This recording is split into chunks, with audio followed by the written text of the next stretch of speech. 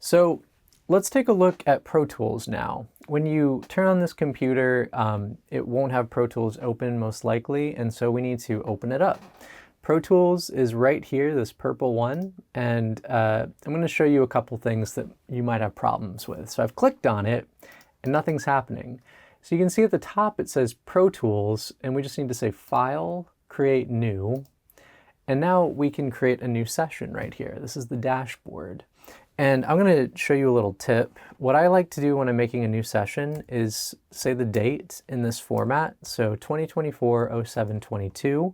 And then I'm going to say AP Tutorial Audio Suite. That's what we're doing. Next, you can see these templates. And I'm going to choose the 4-microphone template because we're going to be showing how to connect some microphones.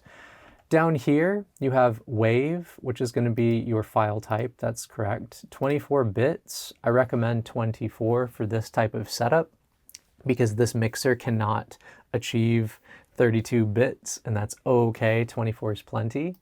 Sample rate is 48, and then I/O settings is going to be last used. I'm just making sure that nothing seems off about that, and last used should be good. So let's go ahead and say create. Now, when you're loading Pro Tools, you might get this error. This is telling you that something is wrong, okay? This one in particular says that there's 32 channels that are not connected, and it says some inputs are missing.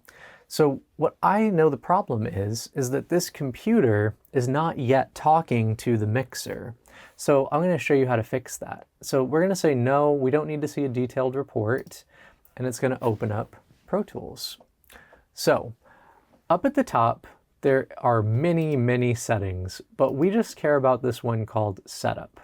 So I'm going to click on Setup and then Playback Engine, okay? The Playback Engine is just what Pro Tools is using to have inputs and outputs of audio. And right now we need it to be the mixer, but it's not currently that. So let's choose Playback Engine. And you can see it is choosing something called the Pro Tools Aggregate I/O. This is a fancy software that Pro Tools has that can kind of go from different places within the computer and outside of the computer, but we actually just want it to be the SQ audio because this is the Allen & Heath SQ5, SQ, and audio. So we click on it, and then it says if you change, the session's going to close, but then it's going to open up again. And so we say yes, and then we say okay.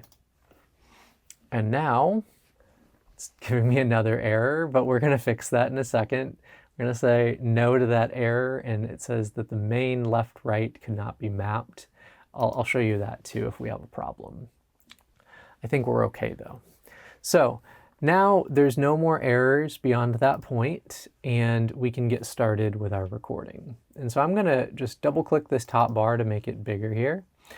And I'm going to show you these 4 microphones on the side, which are green, just like the mixer is green.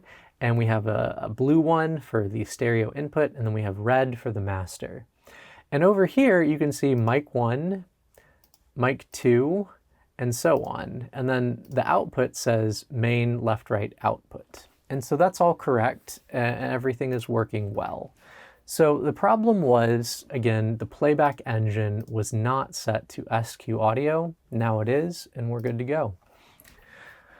Okay, so the only things you really need to worry about at this point is that mic 1 is set to be input mic 1. You can change it by clicking on any of these options, but you just want mic 1 to be mic 1, mic 2 to be mic 2, and so on and so on. So how do you record then? That's why we're here. There is a record arm track on the left side of all of these. And if you click it, it starts blinking. Once it's blinking, you are not recording yet. You are armed and ready to record. But in order to record, you can do a couple different things. You can go to the number pad and press 3. Don't ask me why. That was just the preset that Pro Tools uses. Then you can see that it's red, which means it's recording. That's great. Or if you don't have a number pad, or if you want to try something else, up at the top, there is this other recording button, and it's blinking now, which means that it's ready to record. And then you just have to press play. And now it's recording as well. So there's two different ways to do it.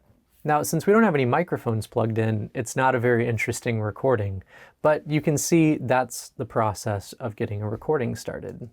If you only had two microphones, you can choose which ones you want to arm. Maybe we want 1 and 3, and you can see now it's only recording on 1 and 3. So by mixing and matching which one is armed, you can record or not record on them. So the last thing that we want to kind of worry about here is if you're recording, you want to be able to hear it, right? You want to make sure that you actually have signal coming through. And so I'll show you this later once we have things plugged in, but if you are recording, how does Pro Tools communicate that to the mixer? So right here, the main left-right output is basically a way for the output of Pro Tools to go back to the mixer. And I showed you this earlier, it's the red channels. And you can fade up the red channels on the board, so whatever Pro Tools is hearing, you can hear it on the mixer. So just keep that in mind. If you want to listen to Pro Tools, you need to turn up Pro Tools on the mixer. If you want to listen to the microphones, you need to turn up the microphones on the mixer. So just think about that when you're setting up and when you're recording and listening back. What do I want to listen to? And then turn that up on the mixer so that you can listen to it.